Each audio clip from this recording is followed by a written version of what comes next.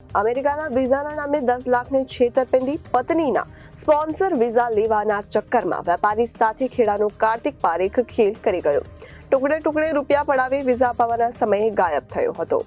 અમેરિકાના વિઝાના નામે 10 લાખની છેતરપિંડી આચરાઈ. પત્નીના સ્પોન્સર વિઝા લેવાના ચક્કરમાં વેપારી સાથે ખેડાનો કાર્તિક પારેખ ખેલ કરી ગયો. ટુકડે ટુકડે રૂપિયા પડાવી વિઝા અપાવવાના સમયે ગાયબ થયો હતો.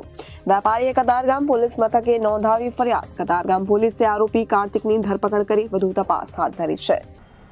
તારીખ 5/8/2024ના રોજ કતારગામ પોલીસ સ્ટેશનમાં આરોપી કાર્તિક કુમાર મુકુંદભાઈ પારેખ વિરુદ્ધમાં એક ગુનો રજીસ્ટર કરવામાં આવેલ છે, જેમાં આ કામના આરોપીએ ફરિયાદીશ્રીને તથા તેઓની પત્નીને અમેરિકા ખાતે સ્પોન્સર વિઝા અપાવવાની લાલચ આપી રૂપિયા 10 લાખ જેટલી માતબર રકમ મેળવી અને છેતરપિંડી કરેલ હોવાની ફરિયાદ આધારે કતારગામ પોલીસે આરોપી કાર્તિક કુમાર પારેખની ધરપકડ કરેલ છે અને આરોપીને નામદાર કોર્ટમાં રજૂ કરી દિન 2ના પોલીસ કસ્ટડી રિમાન્ડ હેઠળ મેળવેલ છે અને આ ગુનાની આગળની તપાસ હાથ ધરેલ છે.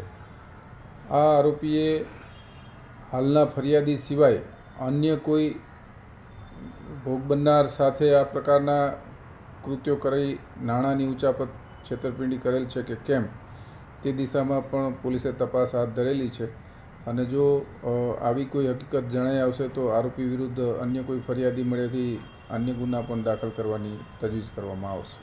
કેવી રીતના છેતરપિંડી કરવામાં આવે છે? મેં આપને કહ્યું એ પ્રમાણે અમેરિકાના સ્પોન્સર વિઝા એટલે એમ કે ભાઈ મોલમાં તમને નોકરી અપાવી દે છે એ રીતની લાલચ આપી અને 10 લાખ રૂપિયાની રકમ લીધેલી, જેમાં 3 લાખ બેંક ચેકથી અને બાકીના જે 7 લાખ રૂપિયા ફરિયાદીશ્રીએ રોકડા આપેલા.